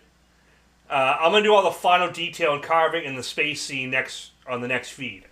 I want to get you to this, and then we're going to call it. That way, if you want to follow along this week, the next week you can kind of get to this point. But just go very light here. Don't overdo it. We're not trying to cover up the black. We're just trying to work with it. That's why I'm using a really reduced Titan buff. Just to start to bring out all the structure. But I still have enough to kind of carve details. Come up with the septum right here, right up the nose. Like I said, this is freehand time. I can't really, there's only so far the mask is going to take you. There's one more masking trick I'm going to show you on this.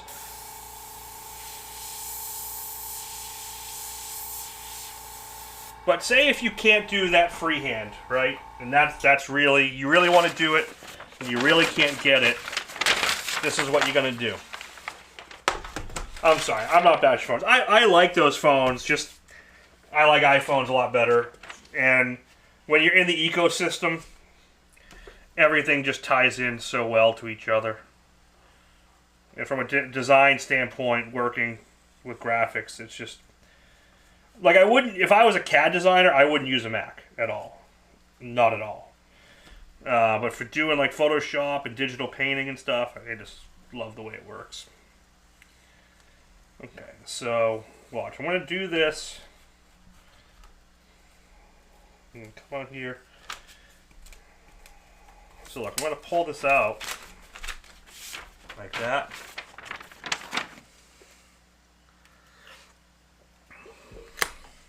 Dude, Samsung makes screens. They also make, and actually, all Samsung TVs, sorry to say, Samsung TVs make those.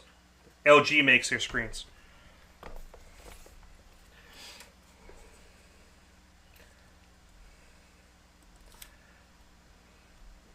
See, I run both on like Mac and PC, so I can go both sides on it and tell you the pros and cons.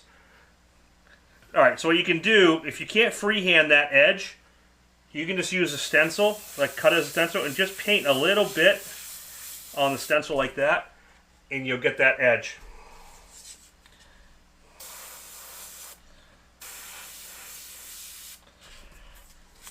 So you'll get that nice raised edge.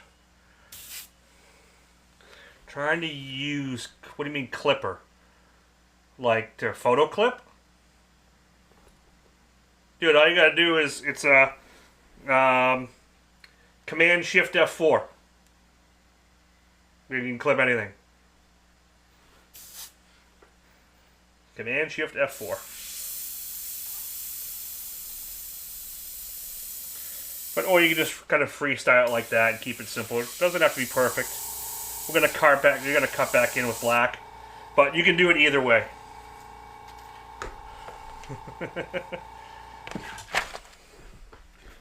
Clipper. So for my 3D printing, I use Lychee.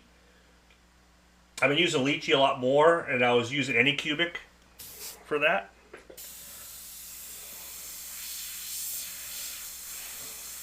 Most times, like Photoshop and Illustrator on iPad, I mean on a Mac and on a PC, there's no difference. The only difference is one has a command key, the other one has a control key. That's it. It's really the only difference.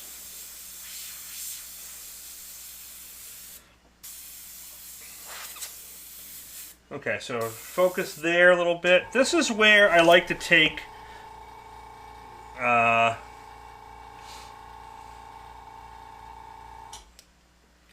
yeah, but remember, chips are chips. It doesn't. It's. I don't give a crap about the chip. It's the software and what drives it and how it works in the infrastructure. Microsoft doesn't make the computers either, but everything runs Windows. The software is what drives it. Mac and PC, you can run Windows on a Mac. I do it all. I have it. The chips don't mean shit. It comes down to the operating system and how it works. And the fact that all the apps in the App Store work and they don't have viruses and all the other crap that all the other third-party ones do. Anyway, okay, so what I like to do here with the micro dots is just start to put in almost like a little skin texture into here.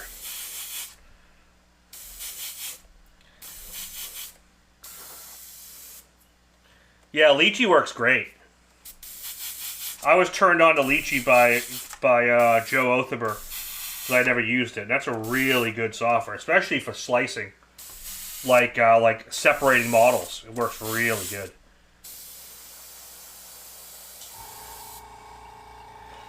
It's just like, I don't care if you use a Roland plotter, a Cameo, or a Cricut. It's the same damn vector file that works in all of them, and I designed them. Doesn't matter.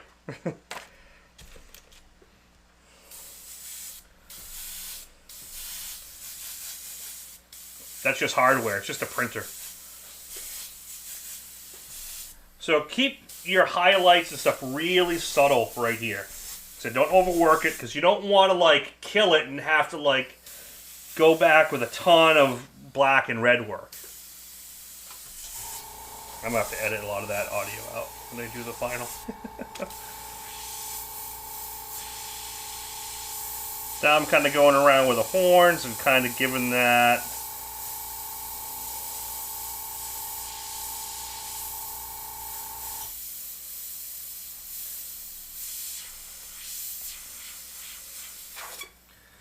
yeah, exactly. A vector is a vector.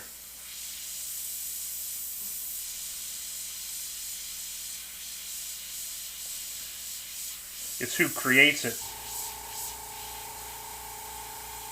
and how it's manipulated.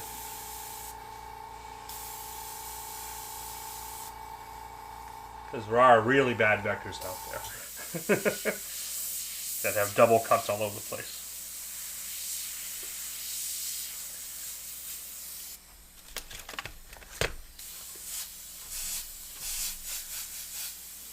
Just keep everything really light here.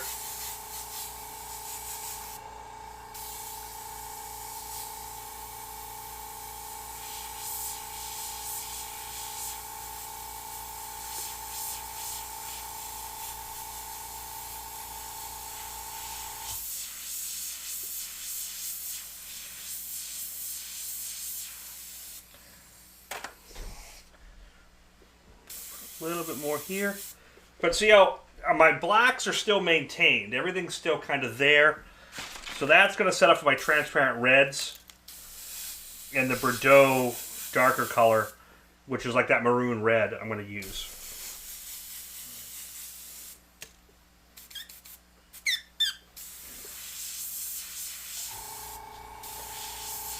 And right here, this is where I do another paper cut. So you look at this, and the way the skull is, you have your nose bridge actually down in here, okay? Like that's the shape of the nose.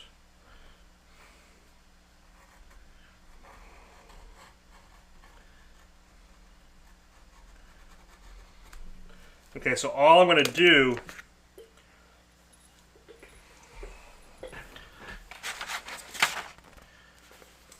Calvin, have a great night. Is I'm going to cut the shape of the nose out.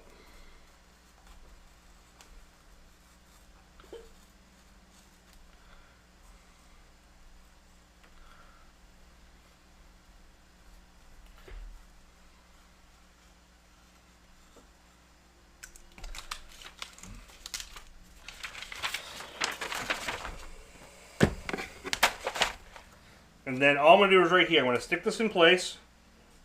Because the nose bridge is right here. Okay? The tattoo black area kind of comes around it. So I just want to do a couple soft dagger strokes. Right up from here. And kind of carve out that nose. Like where the nose bridge actually is.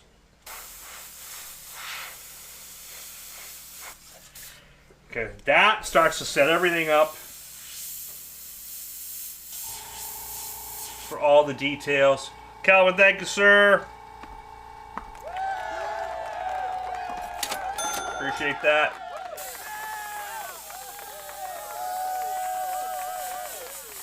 This is why Titan Buff is my favorite.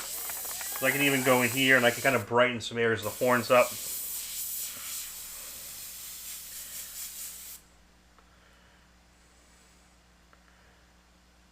I just use a regular printer. This is just... I just have a lot... I have an Epson, and I know Brother, I think HP makes one, that's got an 11 by 17 scanning deck, and it prints 11 by 17 paper. You can even squeeze 12 by 18 paper in it. That's all. Just regular paper. Nothing crazy. And if you don't have it, just seam two pieces of printer paper together. Or go to Staples.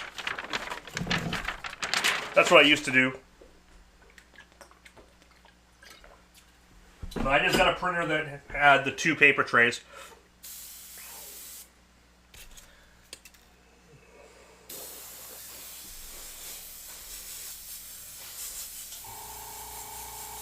We can put a little white there.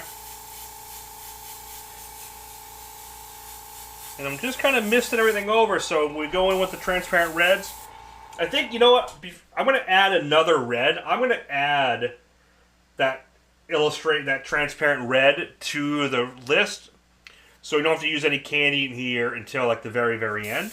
And I'll show you, I'll talk about that more next week. So I think I'm going to do, I just got to double check my schedule. So I might do Monday night. Keep an eye on socials.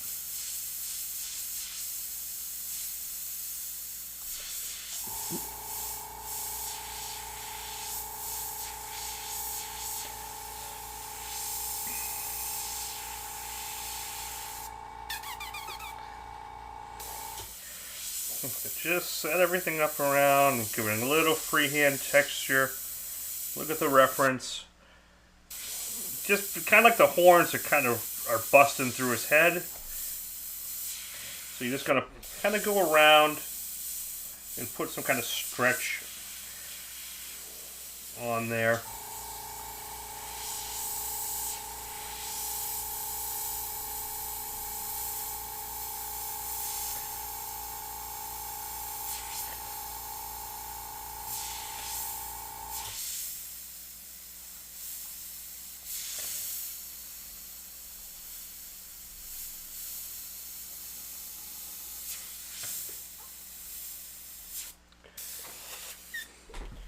And that's kind of a good place. I think we'll do one more quick pass, like right here. See how bright this is right here?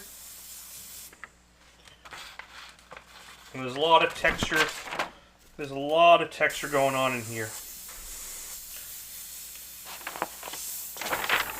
And we're going to be able to bring a lot of that in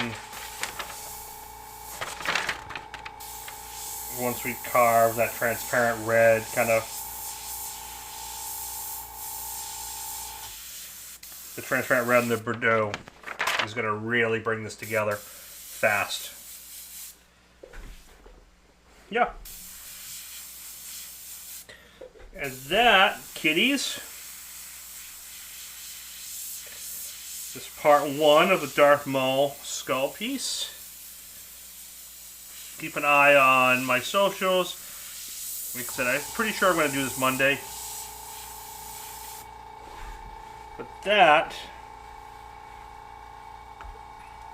how you get to that point. And it's actually pretty quick to finish up. And then we'll do the background and the silhouettes. And we'll get to this look. So next week will be fun because it's going to be a lot more about the space and all that stuff. So it's going to really poke a lot. Honey, have a great night. Oh, 3 a.m. is, oof, 3 a.m. Sorry about that.